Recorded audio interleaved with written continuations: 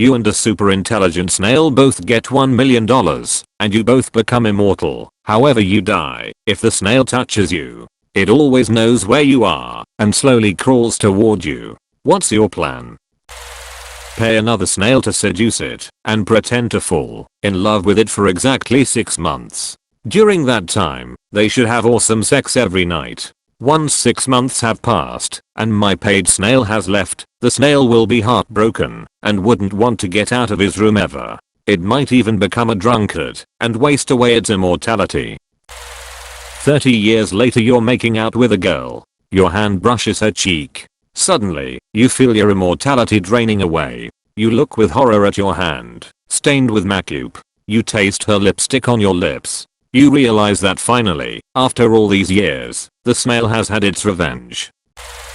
Buy one of those bubbles that you can walk in and live like that. Then he couldn't touch me. Why not put the snail in a snail-sized bubble?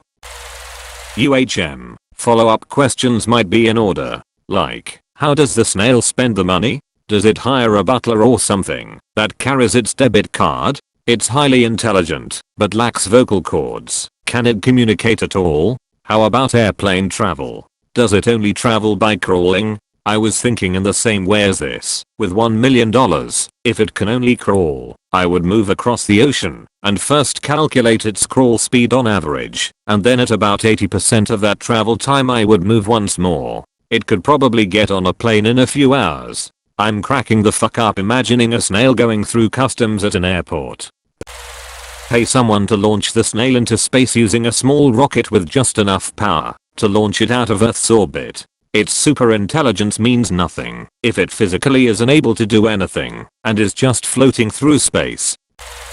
The snail is super intelligent and rich and immortal and will only die if I touch it. Yeah, the villain in me is coming out. Seal him in a biodome, take his money and invest it. Then once we figure out snail/human communication, I ask why he wants to kill us both by touching me. After talking it out, if he agrees to not try to touch, I'll give him his money plus interest and set him free. If he still wants to touch and die, I will seal him in acrylic and wear him as a necklace. That way when I want to stop being immortal and die, I can just drill in.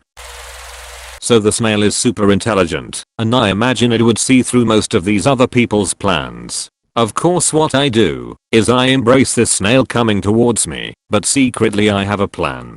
Most people would settle for a metal box to trap the snail, but they are forgetting one thing, that this snail being super intelligent and all can probably operate a motor vehicle, go around a box, not fall for a hamster wheel, etc. Exactly what I do is instead of looking for these cheap tricks in hopes of living an eternal life of riches is invest. But what I invest in, you might ask? Obviously not some sort of simple container for the snail. Desire of riches is not going to fool me into that sort of trap. Yes, that's right. I invest in a sort of microscopic coating. Once I find the right team of scientists, I invest half of my million into developing this coating. Not only would this coating have to cover me, but it would also have to be permanent and invisible. Could this be possible? Even I do not know, but with right team, it might just. Though that's not the end. Over the years, this snail would probably realize that I had a microscopic coating, so it would evolve to deal with this. Little does the snail know, through the hundreds of years I had devised a second plan. Deception. Making a clone of myself. The clone would be eternal too, and having both of me's go to opposite ends of the earth. The snail would be trapped, feeling an equally strong pull in both directions. The snail would be paralyzed, and I would be living a life of eternal joy. Except for one thing, read the first letter of every sentence to find out.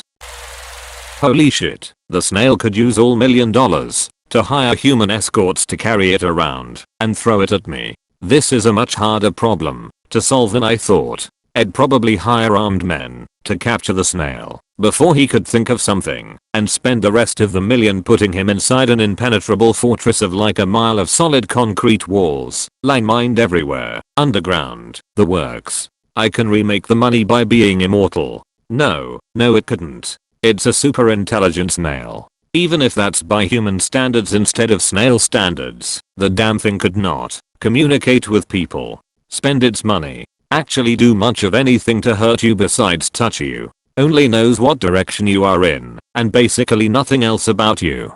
Doesn't even have particularly great sensory organs itself. If you both started in the same room, you could go out for a cup of coffee, take a nap, walk back to the room, and intercept the snail crawling towards you, trap it in a jar and study its characteristics. Any special markings, or whatever it might have, anything at all that might distinguish it from a normal snail. You could spend as long as you like on this, pay someone to tag the snail in a way it would be unable to remove, test it to make sure it's the right damn snail by salting it, none of that decoy bullshit. You can go out and collect snails of the same species to compare notes. After that, go crazy. Isolate it so thoroughly that it could never get to you. Don't even tell others about it. You're just a biologist with more money than sense for the better part of a year, hellbent on finding new and creative ways to torture snails. Even if you spend 10% of your funds on this little venture, you're immortal and off to a great start. Figure out how to turn that into real money.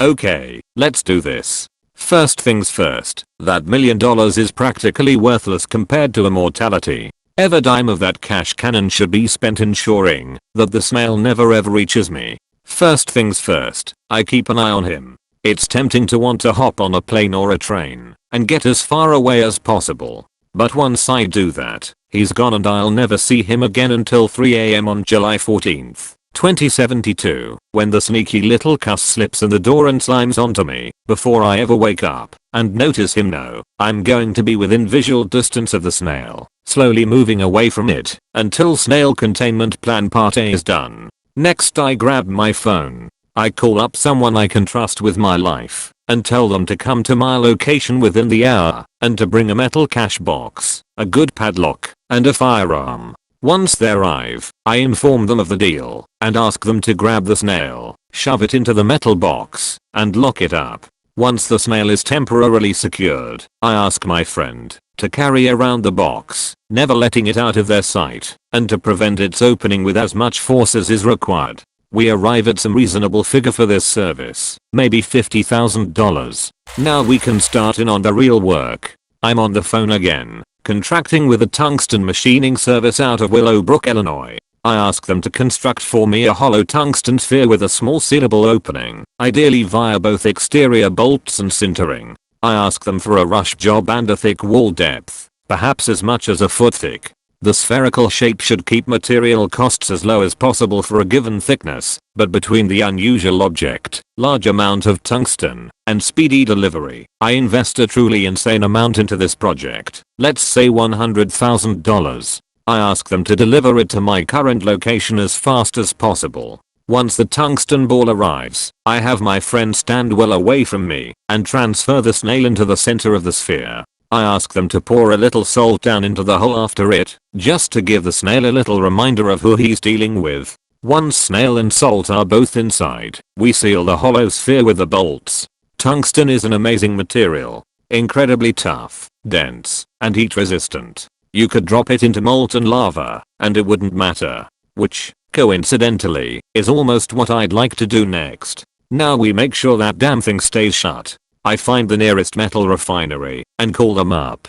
I also contract with a heavy machinery moving company to move the tungsten sphere to the refinery. Once the refinery has sintered the tungsten sphere shut, I buy an entire industrial crucible, those big buckets, of molten iron, and the crucible the iron came in. I have them drop the tungsten sphere into the molten iron and let the whole mass cool in place. Mr. Snaily Snail ain't going anywhere, but I'm probably down another $100,000. Now I'm on the phone to specialist movers, chartering a boat. We are taking this thing halfway around the world. We take the boat right over the Marianas Trench, not the deepest point, but deep enough. We push the whole assembly over the side. Literal tons of once molten iron, refinery crucible, tungsten, salt, and snail slip over the side and begin dropping into the briny deep. Another $100,000 gone, but well worth the cost.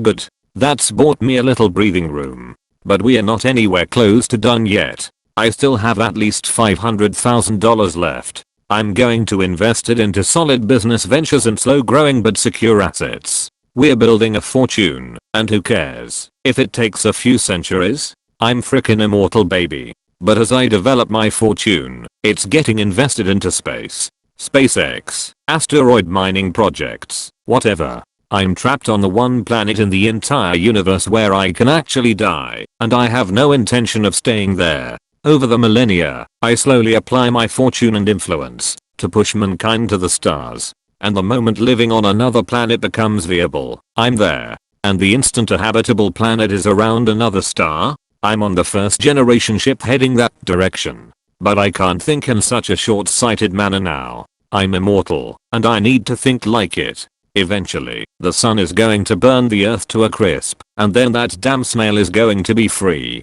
It might take him a few million years to land on something, but he'll do it eventually. And then he will construct a spacecraft and begin crawling towards me again. What I care about now is light cones and black holes. Earth's gotta go. Sorry whatever's left of humanity. We evacuate anyone still on the old planet and use a gravity tractor to push Earth into a black hole. A nice, big one, so that Hawking radiation will take an incredibly long time to evaporate it away into nothing. And then I board a ship. A fast ship. I accelerate to as close to light speed as I can get, piloting directly away from the black hole with the snail inside. I want to be so far away and moving so quickly that the heat death of the universe would occur far, far before the snail ever reaches me. Even on the fastest ship his freakishly clever little brain can construct. So that's the way the universe ends. With nothing in except for infinite heat, one hyper-intelligent snail suspended in an inky void, and one human screaming away from it at 0.99c.